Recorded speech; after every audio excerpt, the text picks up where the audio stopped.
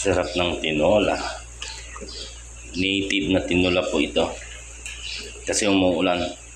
Nagluto tayo ng native na tinola. Oh. Yan.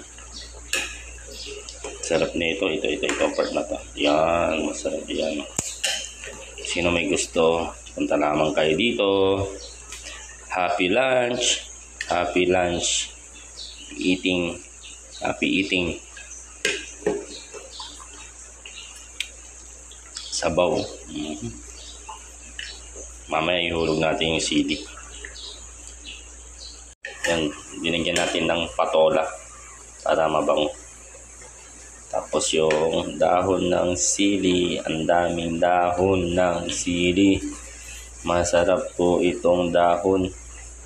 Green leafy vegetable. Yan, masustansya po ito. Yan, parang madami ata. Sige lang, mas maganda kung madami. Yan. Last na. Last batch. Di na kasya. Pero masarap yan.